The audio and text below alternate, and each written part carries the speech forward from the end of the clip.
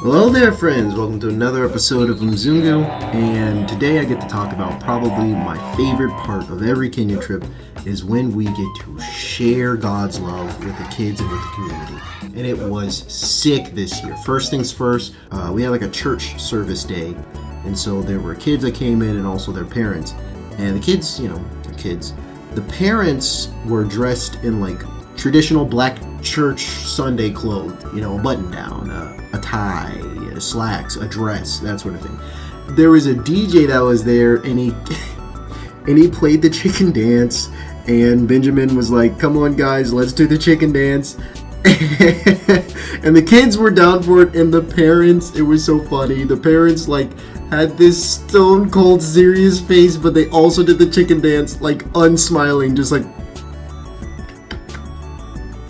It was fantastic. It was fantastic. Field day was super epic, especially seeing the kids just absolutely ravage the playground. I mean, they were just they were everywhere.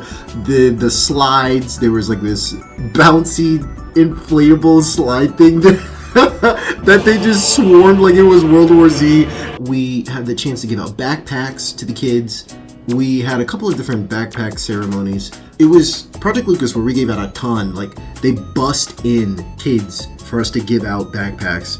To the point where 5 schools came to Project Lucas, and we were getting a little nervous because we were like, we don't know if we have that many enough backpacks for people. And we did. Surprisingly enough, even the last minute extra bus of students that came in, we had backpacks for them. Earlier in the week, that was one of the things that we would do in the afternoons, was just get in a room, shoot the breeze, and stuff backpacks with assembly lines, stuff them with items, rulers, pens, erasers, notebooks, that sort of thing. And giving those out was really special. My boy Jordan and I also got to speak at different backpack ceremonies, just encouraging the kids, sharing some scripture. Jordan, actually, I wish I could just spawn him in, that'd be sick. He was able to work with a team in building desks. Remember when I talked about that school that only had benches and you had to sit down on the ground to do your work pretty much? Yeah, well, we made them desks and chairs for everyone. And, well, not we, Jordan and his team, they gave them out, and it was really sick. That was a really heartwarming time. This is probably common all across the United States, at least in the early 2000s when I was growing up. You would have a desk, you take your pen, and you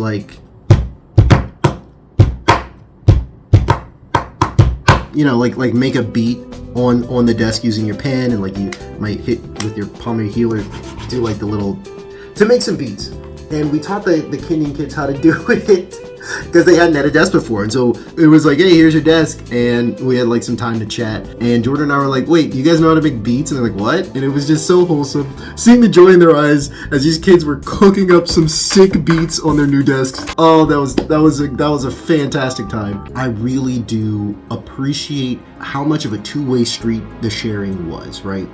We were able to share the gospel, share fun times at field day, give out backpacks, give out desks to these people. Just the love and generosity that we got back in return was so warming. When I think back on the time at the safari with Anthony and talking and getting his wisdom and really having a connection there, when I think about working in the garden with the boys, and shooting the breeze, having a good time, laughing and joking. They were joking in Swahili, but sometimes they'd bring me in English, and we'd have a great time. And then all the tsunami of love that the kids share with you, it's a beautiful thing. It really is. So Project Lucas has this thing called sponsorships. You can do this if you don't go, but for at least the missions trip workers, there's a specific child that you make a connection with, you can sponsor them, which means you have a monthly donation to their school fees and things of that nature. And in return, from time to time, they might send you a letter or a video or a drawing that they made in class or something like that. And so there is a young king named Ibra that